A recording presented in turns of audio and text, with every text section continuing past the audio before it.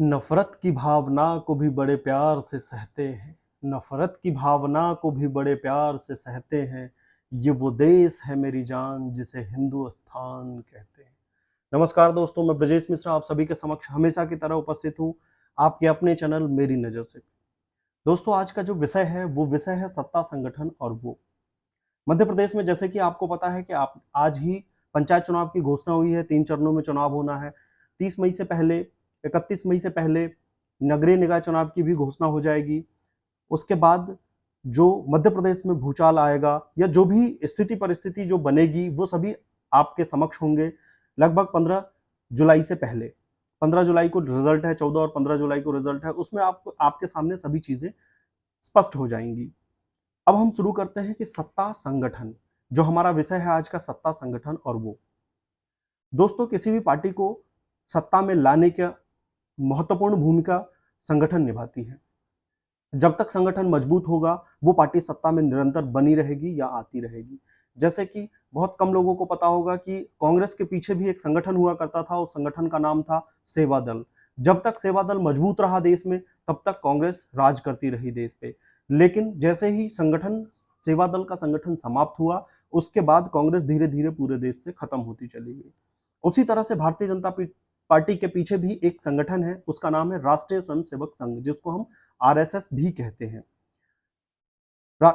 जो कांग्रेस का सेवा दल था वो प्रत्यक्ष रूप से कांग्रेस को समर्थन करता था सत्ता में आने के लिए, लेकिन जो आरएसएस है, राष्ट्रीय स्वयंसेवक संघ है, वो अप्रत्यक्ष रूप से सत्ता में भारतीय जनता पार्टी को आने में सहयोग करती है।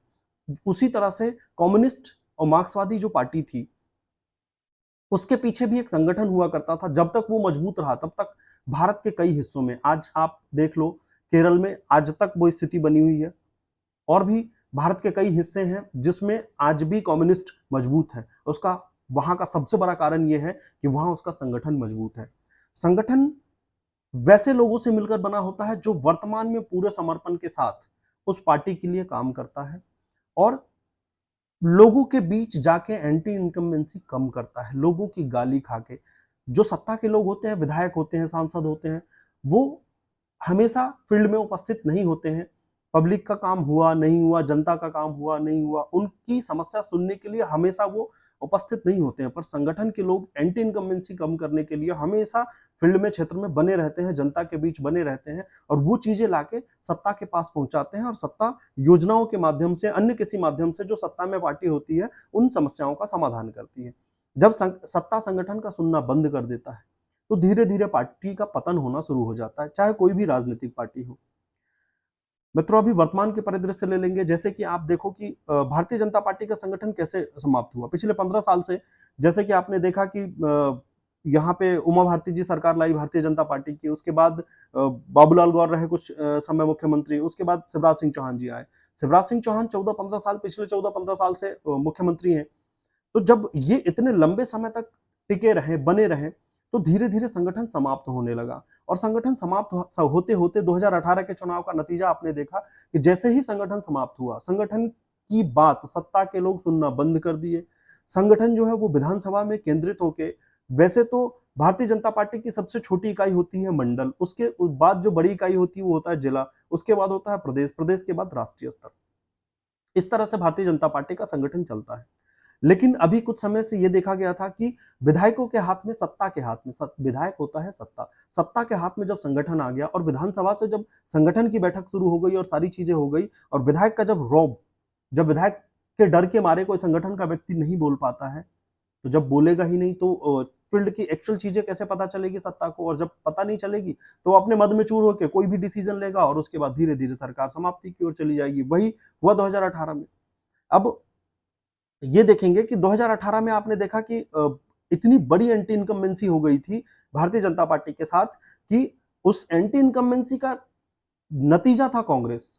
क्योंकि कांग्रेस भी पूर्ण बहुमत की सरकार नहीं आई थी। कांग्रेस की, कमलनाथ की सरकार पूर्ण बहुमत की सरकार नहीं थी, अल्पमत की सरकार थी। पूर्ण, उनको बहुमत से 2 सीट कम था। 114 सीट कांग्रेस के पास थी, 106 सीट पे भारतीय जनता पार्टी रह गए थे। बाकी पार्टियां, अन्य पार्टी सपा, बसपा और निर्दलीय मिलके और समर्थन कमलनाथ की सरकार को देके और कमलनाथ की सरकार बन गई। परंतु अल्पमत की सरकार भी चुनी थी तो जनता ने कांग्रेस को सत्ता चलाने का एक अधिकार दिया था। पर मध्य प्रदेश में क्या हुआ मित्रों, जैसे कि आप सभी को पता है कि बीच में ही भारतीय जनता पार्टी के द्वारा सरकार गिरा दिया गया। पब्लिक में इसका बहुत बड़ा रोष है, आप कुछ भी दे दो। जैसे कि आप सभी को पता है कि मामा मध्य प्रदेश में बहुत कुछ बांटते रहते हैं, उनका बस चले तो सभी चीजें फ्री कर दें। पर उसके बाद भी ऐसा नहीं था कि 18 में कम योजनाएं थी, कम योजनाएं संचालित हो रही थी, बहुत सारी योजनाएं थी, उसके बाद भी सरकार चली गई। तो सब कुछ जनता को फ्री में देने का मतलब ये नहीं है कि आप बहुत अच्छा सरकार चला रहे हो। तो उसके एंटी इनकम्बेंसी से आप अल्पमत की सरकार कांग्रेस की बनी और कांग्रेस ठीक ठाक सत्ता चला रही थी। अब जैसे कि आप एक उदाहरण छत्तीसगढ़ का ले लो, भूपेश बघेल की सरकार इतनी अच्छी चल रही है, इतनी अच्छी सरकार चल रही है, बहुत अच्छे से वो सरकार चला रहे हैं छत्तीसगढ़ में। हो सकता है कि मध्य प्रदेश में उससे अच्छी सरकार चल सकती थी, परंतु बीच में ही सरकार को डिस्टर्ब कर दिया गया। कांग्रेस के जो 22 विधायक वहां से यहां आए थे, उपचुनाव में वो कुछ हार गए, बहुतायत मात्रा में वो जो विधायक थे वो जीत गए। पर वो उपचुनाव था मेरे दोस्त। उपचुनाव में जिसकी सरकार होती है वो किसी तरह से भी अपने टूल्स को उपयोग करके अपने पक्ष में रिजल्ट ला सकते हैं। पर ये 2023 का चुनाव में आप देखना कि जनता का जो निर्णय है वो क्या होता है। वो इतने बड़े बहुमत से किसी भी पार्टी को, मैं किसी पार्टी को नहीं बता रहा हूं कि वो चाहे बीजेपी हो, कांग्रेस हो, सपा हो, बसपा हो, आम आदमी पार्टी हो या अन्य कोई भी पार्टी हो, जो भी मध्य प्रदेश में पूरी ताकत से चुनाव लड़ेगा, और अगर किसी को विकल्प मिल जाता है, जनता को विकल्प अगर मिलता है, तो जनता उस विकल्प पे बहुत स्पीड से जाएगा। क्योंकि 22 विधायक जो अपने घर छोड़ के आए थे, जो हमेशा से कांग्रेस के रहे, पर जो अपने घर छोड़ के भारतीय जनता पार्टी के समर्थन में आए, उनके खिलाफ बहुत रोष है। और वो आपको 2023 के जो चुनाव है उसमें देखने को मिलेगा। उससे पहले जो पंचायत का चुनाव है या नगरीय निकाय का चुनाव है, इसमें भी आपको देखने को मिल जाएगा बहुत बड़े मात्रा में कि पब्लिक का रुझान या जनता का निर्णय किधर जाता है, किसके पक्ष में जाता है।